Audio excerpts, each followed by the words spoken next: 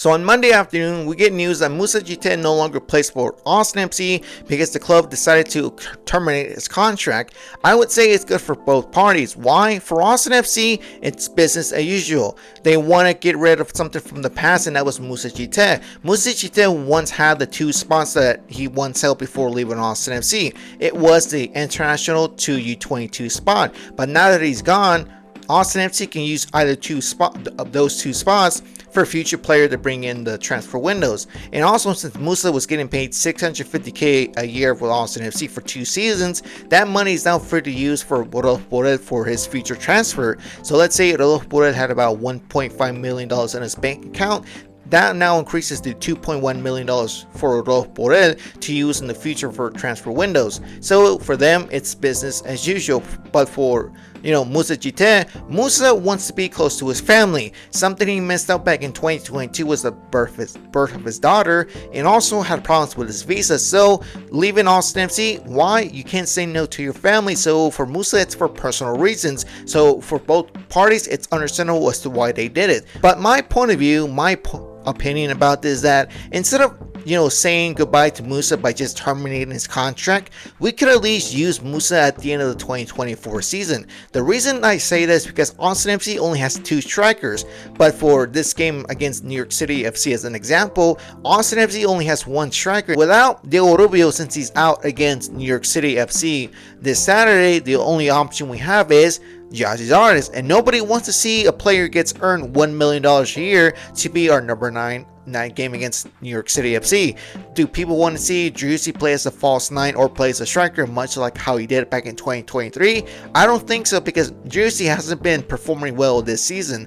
But if you would have brought in a fit player like Djitte, bring him here, have some experience that he got from Europe, from France, from Turkey, you could at least start him as a bench player, because Moussa could have been a good rotational to at least an emergency striker in case our 2 strikers are injured or are suspended due to how many yellow cards they get, or just get red carded in 1 game. So my opinion would have kept him until the end of the 2024 season.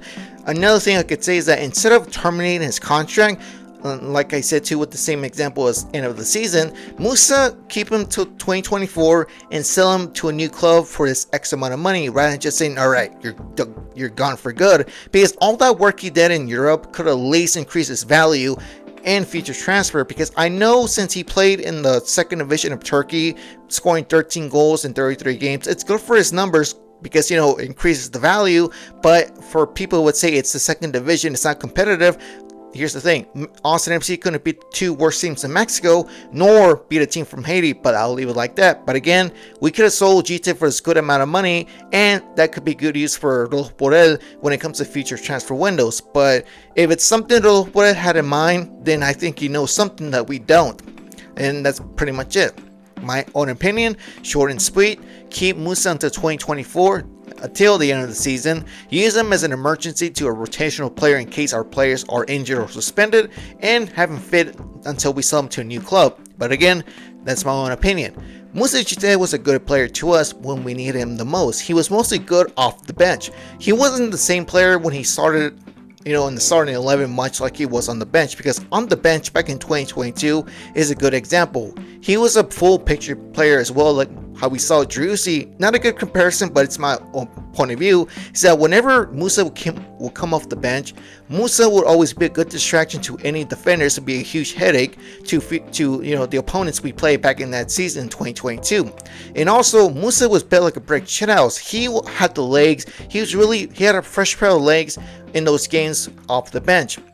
The 2 games I remember from Moussa that he delivered for us, that we needed somebody to change the game: Orlando City, we had a 2-2 match at the end of the game. Moussa scored the header in that game, and also the tying goal at the last minute. And also against FC Dallas, Moussa was the one who scored the first goal of the 2 goals against that 2-2 draw, because he also led up and gave a good assist to Djitte in that game that gave us the 2-2 draw against FC Dallas. So I would say Moussa was a good player off the bench and a good break shithouse player. But again, Moussa will always be, to me, a cult hero to Austin FC. Many would call him a legend because he scored the first ever hat-trick in club history.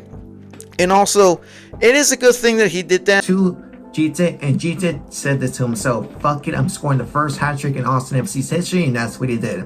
Djitte scored the third goal, and this became the first time in club history that Moussa Djitté scored the first Austin FC hat-trick and the first hat-trick in his career.